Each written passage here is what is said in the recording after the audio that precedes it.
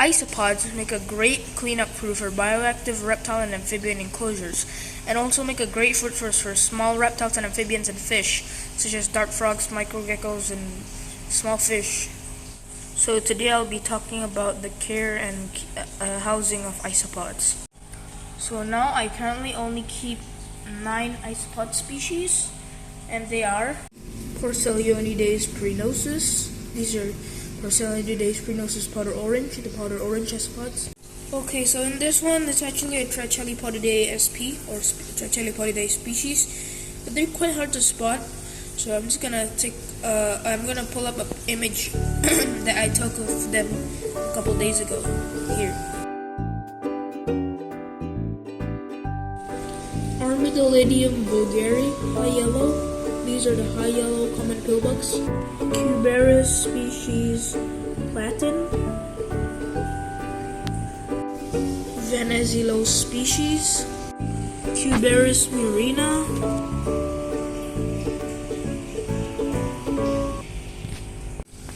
Dwarf white isopods. Cuberus species. And Nagurus nanus. Housing your isopods. So you can use this kind of container.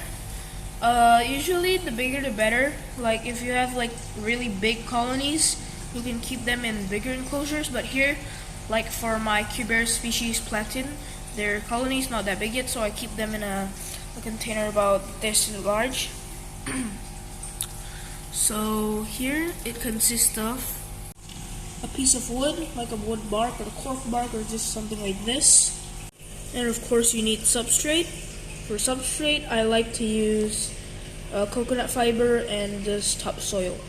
And then I give peat moss with this, the sphagnum moss, and also little pieces of pillow moss. And they really seem to like it. Like this guy right now, he's coming up to the sphagnum. And another type of enclosure, I also like to use, this is a pretty small colony of Venezilo, and I like to give like plants and moss. Like sometimes I like to give this tropical look to it. So this would do basically nothing much different other than just it looks more green. It looks more tropical in my opinion. And I forgot to mention you need moist substrate, and I also like to give springtails in the enclosure to clean up and everything. The isopods. Feeding. Your isopods need to eat, okay? You can feed fresh romaine lettuce, some cut up cucumber slices. They would also munch on some leaf litter, fish pellets, crushed eggshells and cuttlebone make a great calcium source.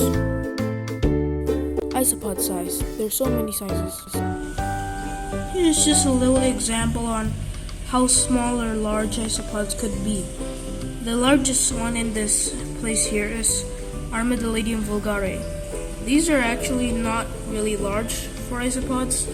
I mean, of course they're quite large compared to the Venezilo and the dwarf white. But there are isopods such as Armadillidium gestroi, Porcellio expansus. They're pretty large, and also Porcellio laevis. I don't really keep any of those, but this is the largest isopod species I have. The biggest isopod in the world is actually aquatic species, which is the giant isopod, Bathynomus giganteus. Different isopods can have different care requirements from each other, but this is just the basic isopod care that I usually give, and they actually do pretty well on it. Thanks for watching. Please consider to like and subscribe, as it helps my channel grow and supports me a ton. Thanks. See ya.